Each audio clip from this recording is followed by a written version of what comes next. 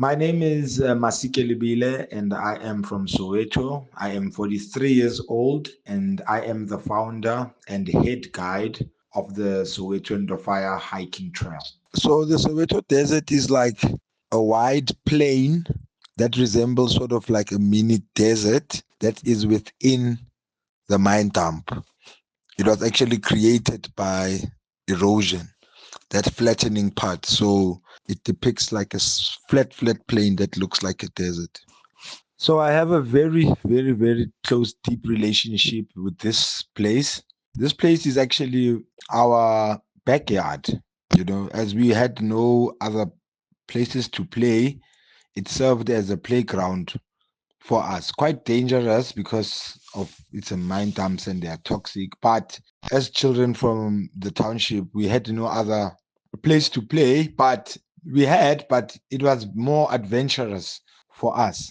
You see, we treated it as our homeland.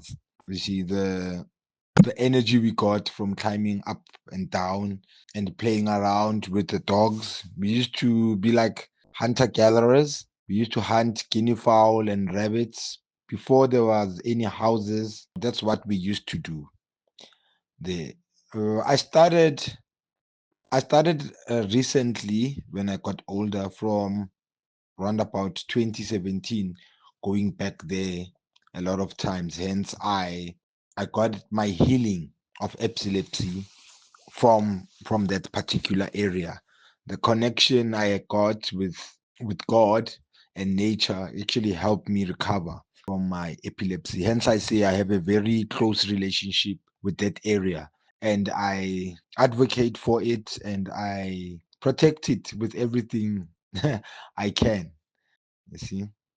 So the games we used to play at the mine dump was firstly it was karate because during the holidays at 1 o'clock they always used to play these movies, the Jackie Chan and Bruce Lee movies. So every time after that hour of watching it, we'd run to the mine dumps and start doing all those somersaults and depict what we saw on the movie, which we actually got good at because it actually taught us to be gymnasts. You see, we used to somersault a lot. We used to be very good at those things, you see. So if an opportunity arose for us to do gymnastics and karate, we would be one of the best because we were self-taught. Okay, so we used to go and fetch the sticks, those pampers sticks to make kites. So on the windy seasons, we used to make kites and fly them from the top of the mine dumps. And they would go high up into the township. And once it's very high, then you cut the thread. You cut the thread of your kite. Yeah, so yeah, we used to play around with dogs and hunting rabbits and guinea fowls. Yeah, and we there's some soccer players who used those dumps to run around and train and do like trail runs just to keep fit, you see. Yeah, and hence they were training there. We had very fit soccer players in our community because it was a trend for them to go and train up the mountain. And us as young boys, we used to go and sit on the side and just watch them do their thing there. So I chose the word playground because that was exactly what we did. We used to organize ourselves formally and say we're going to play there for the rest of the afternoon. And we'd get there and we'd play around, meet other boys from different areas and start playing around with them there. Yeah, so yeah, and yeah, it was the best playground ever. Even now I still use it to play around with you guys, with tourists. Okay, what the parents feared for us going to play there was that there's areas that have quicksand, and quicksand is very dangerous. I'm sure I took you there to go and see the quicksand because once you fall into that quicksand, you're going to drown in there, and it's sort of like thick mud, and you might perish. So the thought of our parents thinking of us playing there was just mind blogging to them. So, and long time ago, they when we were younger, there used to be these motorcycle club guys, and they used to call them duck tailors. You see the ones with the big motorcycles. They used to like and wear like chains and black leather clothing. Yeah, so they used to come and do some awful things. Like they have like sort of gangster mentality. So they used to come and do some awful things to other people uh, on the dam side. So our parents also thought of them catching us and doing those awful things to us.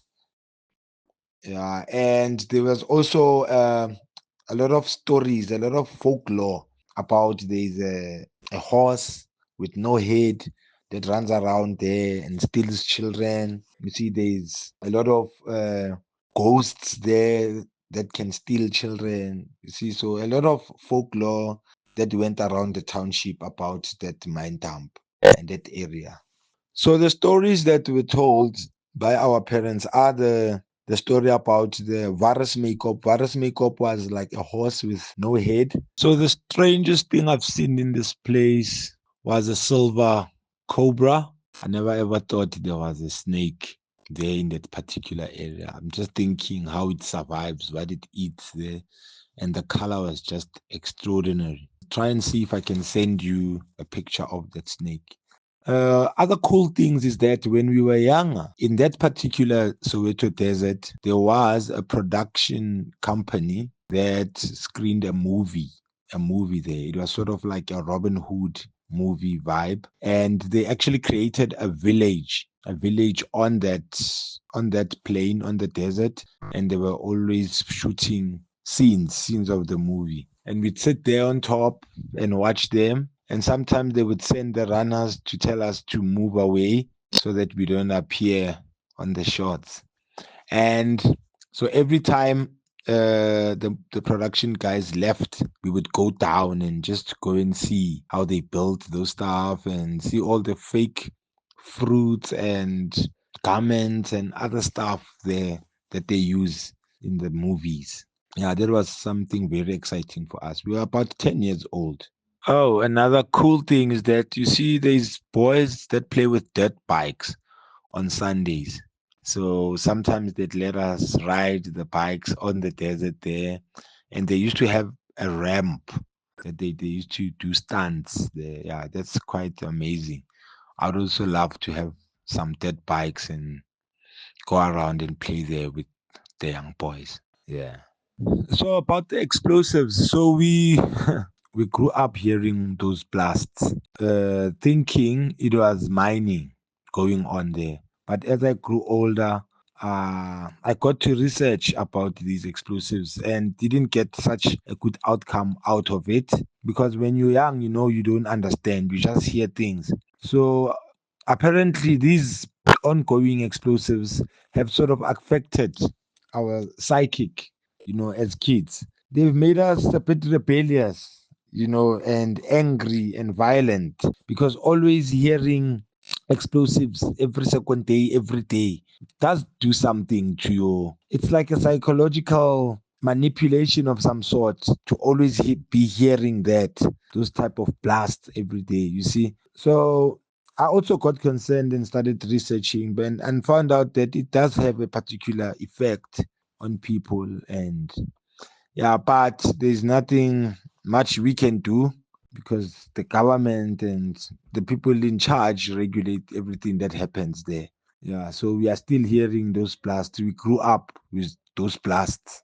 Yeah, and since I did my research, like I don't feel happy every time I hear them. It's because I know things that I didn't know, and the effect still goes on. Yeah, and there's nothing I can do about it. So the Soweto Desert is very beautiful. It's magnificent. Hence, it catched your attention like that. It's a heaven for photographers, especially fashion photographers, for content creators. Yeah, it's a beautiful haven. It's clean, it's spotless, even though it's toxic. But nature carved it into being that beautiful. You see, so yeah, it's an amazing place to be at. It's therapeutical. It's got beautiful views and artistic creations naturally formed by water. Yeah,